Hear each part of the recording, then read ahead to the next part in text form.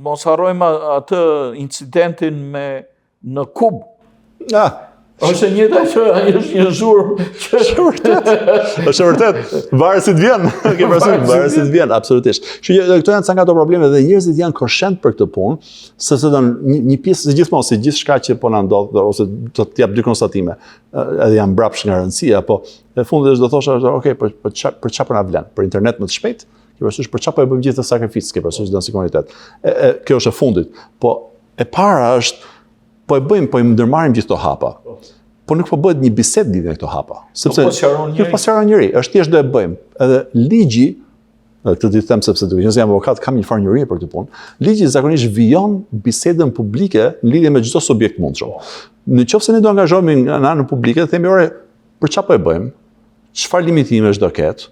Ku do ndërtohen? Përse po i ndërtojmë? Ke parasysh? Ku është ajo balanca? Sepse ekziston balancë. Ku është fitimi? Ka përfitim ky komunitet për këtë punë? Siqose s'ka përfitim, po burra çoj diku tjetër, aty ku ka përfitim. Por nëse do e bënin këtë bisedë, në një mënyrë gjëra që do vijonte ishte legjislacioni. Po. Neve çfarë po bëhet? Po na futet, po thon, hajde po ndërtojmë tani, ndërkohë që s'ka legjislacion, s'ka bisedë, s'ka asgjë. Këto janë gjërat që po në një mënyrë e vrasin komunitetin tonë dhe prandaj është edhe janë të angazhuar në këtë pikë. Ti madje që është propozuar dhe një data center kineze diku. Po ndërtohet një në Sëllin, po ndërtohen janë në këtë moment që flasim neve janë propozuar rreth 20 cop të reja. Tani janë gjitha në faza të ndryshme, ajo në Sëllin është aprovuar, kjo në Oakland University është aprovuar, në ca vende të tjera janë akoma duke angazhuar të mundohen marrin autorizimin dhe qyteteve. Unë nuk habitem se në Oakland University gjithë studentët që jetojnë aty do të kenë nën të presionin e... Absolutisht. Është çmenduri ta mendosh, edhe ekziston një mënyrë më e mirë për të organizuar këto, është pikërisht kjo mënyra që thamë që të angazhohemi në biseda, dhe të bëjmë atë bisedën publike civike që është e nevojshme për të bërë një shoqëri civile, një shoqëri demokratike. Ke parasysh përpara se të kemi legjislacion që jep drejtim kriterjeve dhe limitimeve apo përfitimeve që ka ky lloj hapi që duhet hidhur nga komuniteti, nëse është nevojshëm ta hedhë të hap. Prandaj unë jam i predispozuar që them shikoj, ne do të vëmë një moratorium në vend deri në momentin që të kalojmë legjislacionin përkatës. Ashtu sikur se bëjmë për gjithçka tjetër. Ke parasysh. U habitam këtë se dia si problem kryesor. Megjithatë në elektoratin shqiptar, shqipfolës, po thoya kështu. Një nga problemet mund të jetë problemi i emigracionit të ligjeve të AIS e këto tjera. Çfarë propozoni në këtë drejtim dhe çfarë ju ka dalë përpara si kërkesë? Siç e dini dhe ju, jam avokat për 16 vjetësh. Edhe gjatë atyre 16 viteve, duke qenë se jam emigrant personalisht dhe kam përfaqësuar shumë emigrant, kam njohuri të hollësishme lidhje me ligjin e emigracionit siç ekziston sot. Ligji i emigracionit që kemi neve në Shtetet Bashkuara të Amerikës është një ligj që ekziston që nga viti 1986. S'kemi pasur ndryshime. Është një ligj. Çfarë kemi sot dhe arsyeja pse flasim për emigracionin sot në vitin 2026? 40 vjet më vonë, okay? Flasim për arsye se kemi një interpretim të ri të ligjit që është 40 vjet i vjetër. Dhe është një interpretim që nuk është në favor të komunitetit tonë, sepse ky është komunitet emigrant. Është një interpretim që thotë që në çdo aspekt mundshëm mundohet të krijojë barriera ndaj aftësisë së anëtarëve të komunitetit tonë për të arritur gjërat që duan të arrijnë për veten e tyre personalisht, për familjarët e tyre, për bashkimin familjare, për të dashurit, për nusën, vllajën, motrën, prindërit, fëmijët, më the tash. Detyrimisht në grupin shqipfolës shikojmë që ata që janë qytetarë amerikanë, personalisht thonë, okay, unë e kam hedhur atë lumë edhe nuk kam nevojë të mendoj për atë punë. Por dashur pa dashur, duke qenë se gjithmonë vijmë me familje, me anëtarë të familjes që kanë nevojë, jemi edhe kur e kalojmë atë lumë vetë, mbetemi akoma me një sy mbrapa duke folur akoma për anëtarët e familjes. Vëllezërit, motrat, të gjithë me radhë. Detyrimisht, edhe pse ligji është ligj federal, edhe pozicioni im si pozicion legjislativ është pozicion shtetëror, unë kam një detyrimisht kam jo vetëm dëshirë dhe nevojë, por kam edhe predispozitën për të ndihmuar çdo anëtar të komunitetit tim në lidhje me këtë punë. Roli që shoh unë ke legislativi është ky. Kur flasim për angazhimin që ka Immigration Customs Enforcement, ICE, në komunitetin tonë, më duket shumë disproporcional.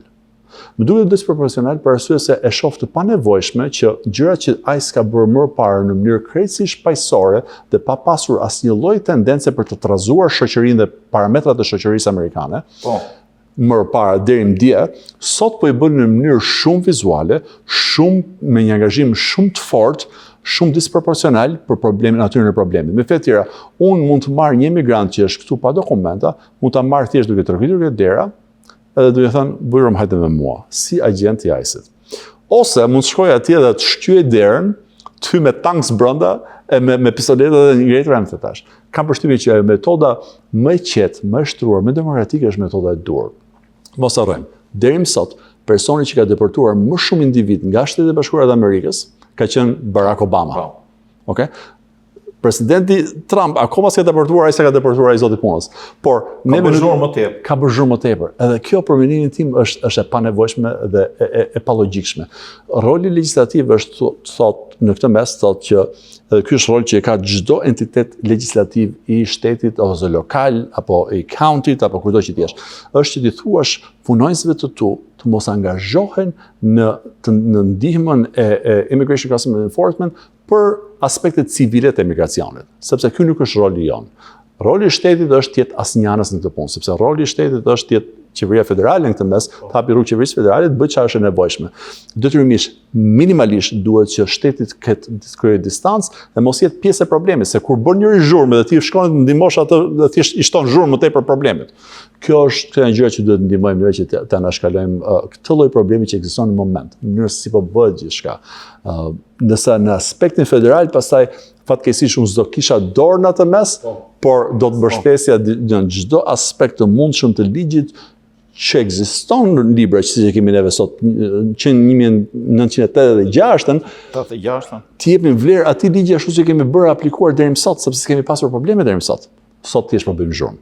Po përmend një rast. Po.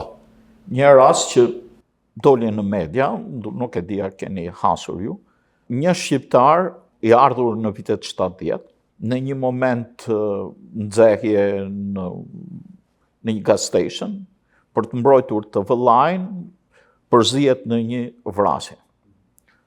Dënohet me 10 vjet, mas një farë periudhe 4 vjeçare për sjellje të mirë dhe kështu lirohet dhe për probleme që kishin dalë në gjykimin e tij dhe vazhdoi jetën e vet. 40 vjet person model, njeri model me familje, ka kriju biznesin e vet, ka zhvillu jetën e vet. ICE gjen këtu këtë dënimin 10 vjeçar dhe kërkon ta deportojë pas 50 vjetësh. Një veprim me vend i guvernatores e fali këtë person me sipas ligjit, kështu që ICE nuk kishte pse ta deportonte përsëri. Pra ka raste kaq ekstreme. Edhe më ekstrem se aq.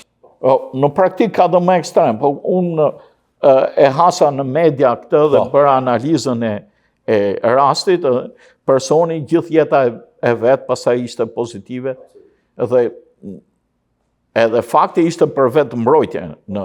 Edhe ligji i emigracionit që ekziston pikërisht për ato raste ku aspekti kriminal, thyrja e ligjit gjatë proceseve të emigracionit pa u bërë qytetar amerikan, është e tillë që është në bazë kategorish. Ne kemi 3 kategori që për cilat flasim, që janë krimet e turpit moral, krimet droge, krimet të rënda. Edhe në qoftë se hyn brenda atyre 3 kategorive, atëherë ka aftësi gjykata e emigracionit të hynë lojë. Me fjalë janë procese juridike në cilat angazhohesh. Nuk mund ta lejosh çdo aspekt të sistemit të përfshihet brenda thjesht një aspekti ekzekutiv, që thua unë do të marr thjesht po të kesh bërë çfarë lloj krimi, do të marr të nxjerr përjashtë. Por arsye se ligji ka kritere specifike. Ju e keni qartë edhe nga përvoja juaj. Çfarë mund të bëni ju në këtë drejtim? Çfarë keni kompetencë të mundshme? Kompetencat që ekzistojnë brenda strukturës është thjesht në angazhimin që në distancimin mes, sepse çfarë ndodh? Të jap të shpjegim. Çfarë ndodh është që në shtetin e Michiganit, në bazë të ligjit federal, një grup si Immigration Customs Enforcement ka aftësi të operojë vende për 100 milje nga kufiri. Okay? Kështu që në një farë mënyrë përfshin pak a shumë gjithë shtetin. Por në mënyrë që duke qenë se nuk është agjenci, ajo është agjenci civile, nuk është agjenci që ka kompetenca për te qenit as agjenci civile. Nuk është grup policor, nuk është ushtri, nuk është pa çka si vishën. Ti parasysh? Detyrimisht janë të angazhuar gjatë gjithë kohës me persona që kanë kompetencat e policore brenda shtetit, që janë ose policat lokal, ose ata të sheriff's deputies më thetash, ashtu patrols, ashtu state police më thetash. Tani, çdo agjenci specifike, për shembull, policia lokale juaj, e çdo komuniteti, e çdo qyteti, e prori tyre është City Council, me administrata lokale. Në County Commission, e prori është Board of Commissioners. Për State Police, e prori është legislatura dhe governor. Kështu që, në qoftë se do i themi se cilit entitet, në bazë të raportit që ke e pror në punës, edhe thua që nuk mund të angazhohesh për aplikimin e ligjit civil të emigracionit të ndihmosh një entitet që në këtë moment po sillet si tiran ndaj individëve. Në qoftë se do japim një limitim të tillë, dhe unë isha në favor të dhënit një limitimi të tillë në rangun shtetëror, atëherë ajo në një farë mënyrë do të prisje këtë lloj angazhimi, do të limitojë këtë lloj angazhimi që ka ICE në këtë moment në këtë shtet për komunitetin tonë. Dhe ajo do të ishte hap i nevojshëm dhe kam përshtypjen se ishte mirë pritur gjithashtu. Nuk ka arsye pse të angazhohemi në këtë mënyrë.